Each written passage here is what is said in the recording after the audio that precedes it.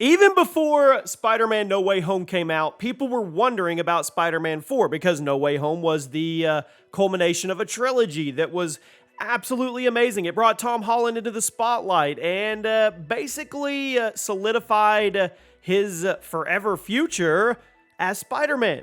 But everybody wants to know what's next. And with the teasers we got and the post-credit scenes and the convoluted Venom stuff, it makes you wonder what's going to happen. Well, at the end of No Way Home, spoiler alert if you haven't seen it, they basically punched us in the gut and reset everything for Tom Holland's character to where he is definitely going to be a more ground level superhero, at least for a little while. But I'm here to tell you that's probably not going to last. And now we have rumors, we have reports that are coming in when Spider-Man 4 will actually be filming, and it's not far off, and the actual budget that they're going to allow for this movie, which will compare it to the past Spider-Man films and kind of try to get an idea what they're going to do, because you know they're probably going to be bringing in some characters. We'll probably see Daredevil. We may see She-Hulk. We should see Kingpin. We'll probably maybe see Venom. I don't know. Maybe not until 2 or 3 of the new trilogy. We'll see. But then again, they also have to set him up to where he can be involved in at least Kang Dynasty or at the very least Secret Wars. Welcome to the Chaos Multiverse, everybody. Jimmy or Chaos. Let's jump into this. Stick around for the entire video because we're going to go over all the details about Spider-Man 4.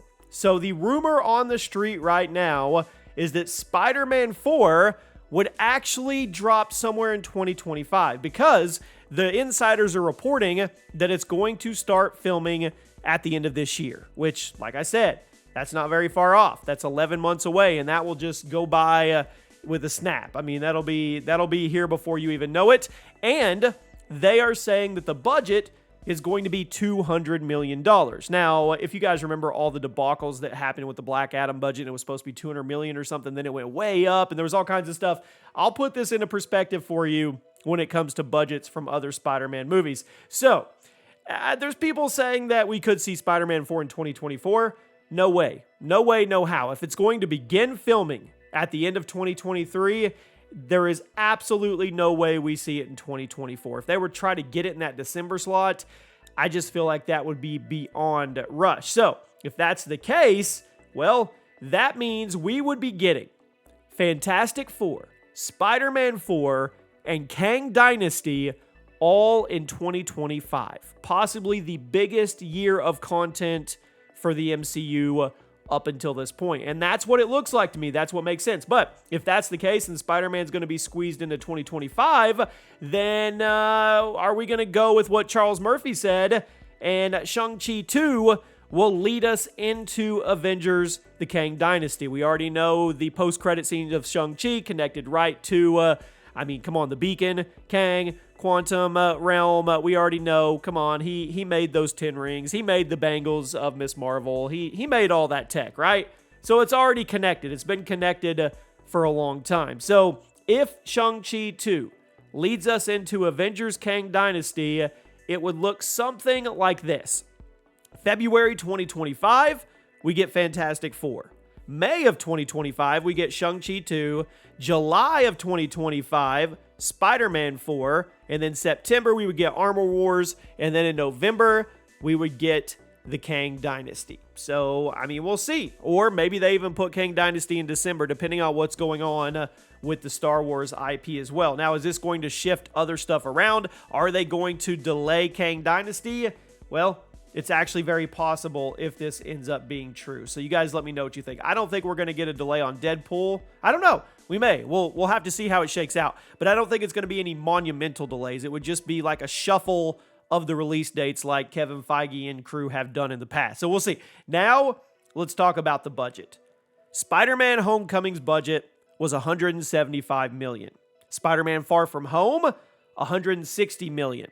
Spider-Man No Way Home was $200 million. So they are saying that Spider-Man 4 will be at $200 million, which puts it equal with No Way Home. Now, the star power in No Way Home was through the roof. You had Andrew Garfield, Tobey Maguire, Benedict Cumberbatch, so many characters, Doc Ock, Green Goblin, all of them, right?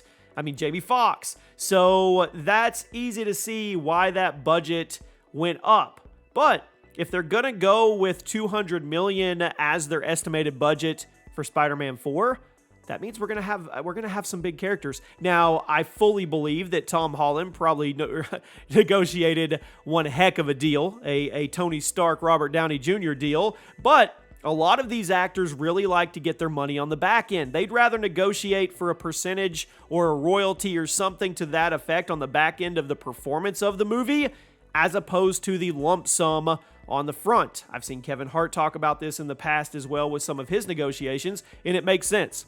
Tom Holland and his agent know 100% that Spider-Man 4 will not fail. It won't. There's no possible way it fails. It will probably be a billion-dollar movie, right?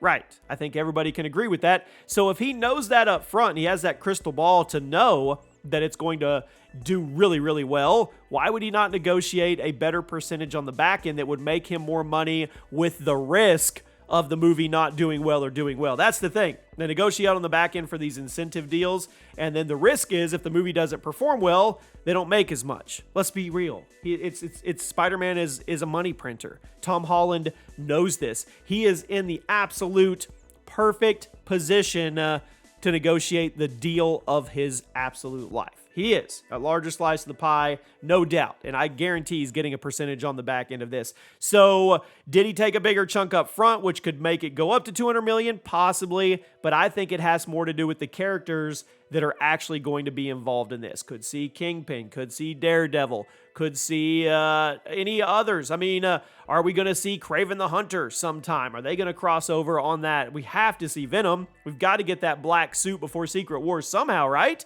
So there's going to be a lot of star power, even though Spider-Man 4 is predicted to be a more ground-level Spidey movie. It's definitely going to have star power. You don't have movies like this, marquee movies anymore, that don't have multiple big names and multiple characters involved.